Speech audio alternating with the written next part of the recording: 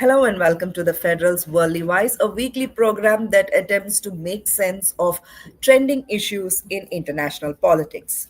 The Indian government at present finds itself in a challenging situation as regards its foreign policy options.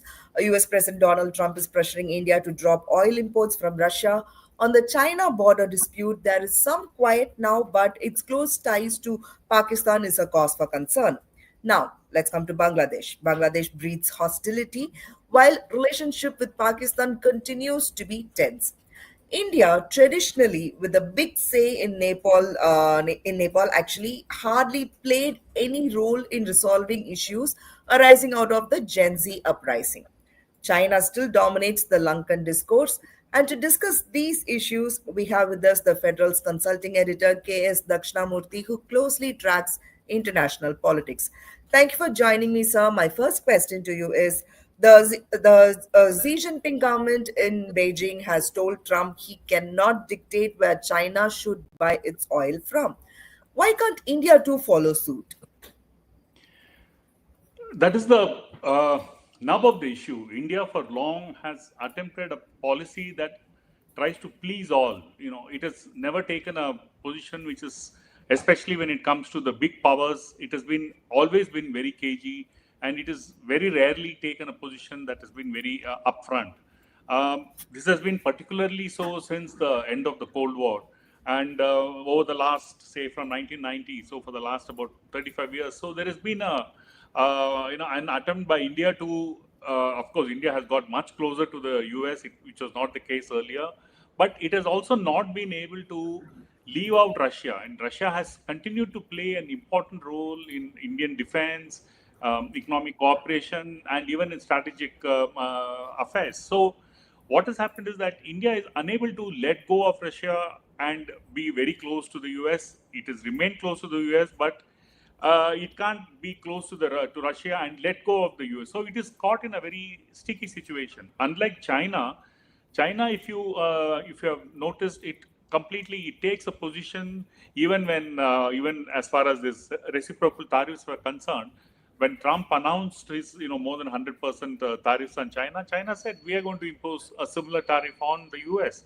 In India, that was not the case. India kept quiet. So there is a marked difference between the way China relates to the US and India relates to the US. Unfortunately, it's that India's dependence is visible, and as far as China is concerned, it plays up the part where the US is dependent on China. So it plays it really well, and it's been happening now for the last at least 20 to 30 years. China has not given up on anything as far as the US is concerned, and India. So India, what you see now is that there is this kind of a caginess. For instance, if you have Trump for the last, for 5 times now, he has said repeatedly in public that India is going to stop buying Russian oil. And the latest one is that the conversation he had with Modi on Diwali was that India will reduce it to the extent of 60%. So there must have been some kind of a conversation we don't know.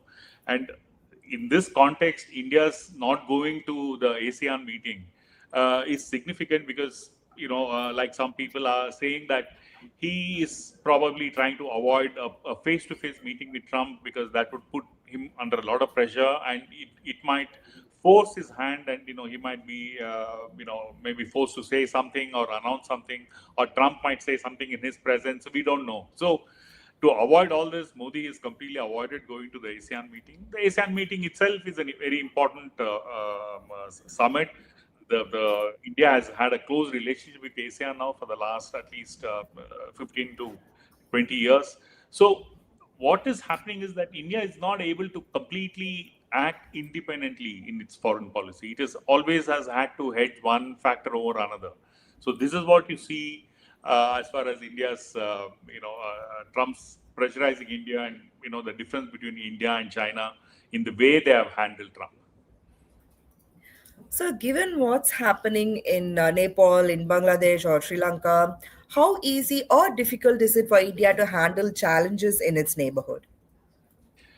See, again, if you let's take Bangladesh for instance. If you take Bangladesh, uh, it's right now since the time of Sheikh Hasina's ouster, it has become very difficult for India-Bangladesh relationship. It was very close to Bangladesh during the time of Sheikh Hasina. So the point here is, what India has done is India has put all its eggs in the basket of Sheikh Hasina and has not tried to rework or recalibrate its relationship with the new dispensation in Bangladesh. Yes, it is an interim dispensation. There is going to be an election, but the forces that have now come after the uprising last year, these forces are not very friendly to India, and India has also been quiet. It's not really done much to build bridges with this new dispensation. So, in that sense, it is something that India needs to look at seriously. Is the individual in Sheikh Hasina important, or is Bangladesh important? So, this kind of again, this kind of a dilemma India has not been able to handle so far. And you asked about Nepal. As far as Nepal is concerned, Nepal, the uprising took India by surprise as much as it did Nepal, and India did not really, play an overt role because see, India and Nepal have a very close relationship, and India is very much involved in the internal affairs of Nepal. But when the uprising happened and post the uprising, India has largely been dormant. But as far as China is concerned, China is continues to play a role in Nepal, and so in that sense, there is the fear is that India may be losing its foothold in Nepal to an extent that may not be conducive for India-Nepal relationship. Pakistan has gone about strengthening its international alliances. Is there an India response to this, sir? See, that is the other most interesting that has happened in recent weeks. Operation Sindoor happened, Pahalgam happened, and then India retaliated by accusing Pakistan of being behind those attacks. And then Operation Sindoor happened. Post Operation Sindoor, a lot of things have happened. The Operation Sindoor itself, the limited conflict between India and Pakistan, what it basically showed is that China is very much with Pakistan.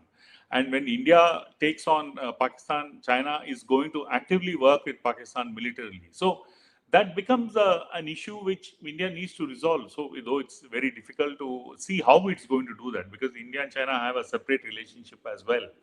That is one thing. As far as Pakistan is concerned, it managed to get the support of Turkey, which was a new player in this because earlier Turkey was kind of balancing its ties with Pakistan and India.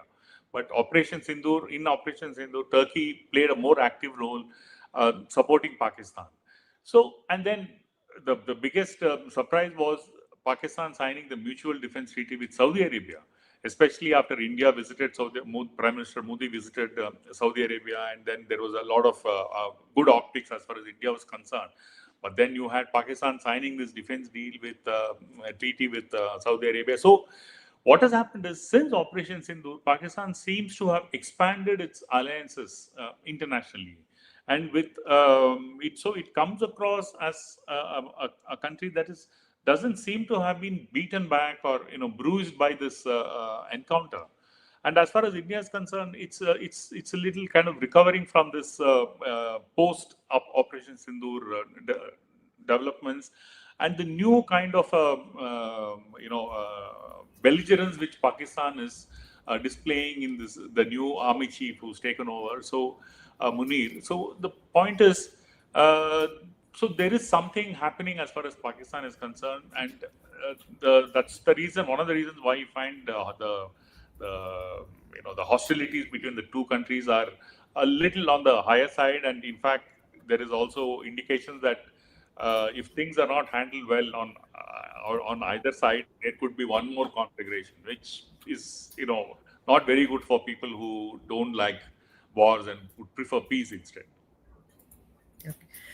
My last question to you is: does India need to go in for a foreign policy overhaul, or its existing policy is good enough to deal with the current challenges? At the present moment, it's very clear that India needs to really take a relook at its foreign policy options because for somebody like Trump who has suddenly come on the scene, India does not seem to have the right answers. His threat to impose tariffs, his attempts at diluting the H-1B, and these anti-immigrant views, and the attempts to, in some ways, try to marginalize India. Yeah, I mean, with the condition that India has to obey what he says, and then it's all good. Otherwise, India is all bad. So this kind of a, of course, the whole world is grappling with Trump. It is not India's problem alone, but still, India would need to really needs to take a relook, and in some ways, it is probably necessary for India to take good, strong positions as far as its own interest is concerned. Though India has, in recent times, indicated to Trump and explicitly said that India will act in its national interest, that does not seem to be bearing out in its actions. For instance, if India had taken a strong position, Prime Minister Narendra Modi shouldn't have hesitated going to the ASEAN meeting and then held up India's position. So, there has to be some kind of an attempt by India to play on its strengths rather than its weaknesses, and also attempt to not go for this please all policy and then strictly go by what is in India's national interest. That should probably help. But the details are probably a lot to be worked out. But on the principle of it, yes, India needs to really take a relook at its foreign policy options. Thank you for your insights, sir. Viewers, stay tuned with the Federal for more such interviews.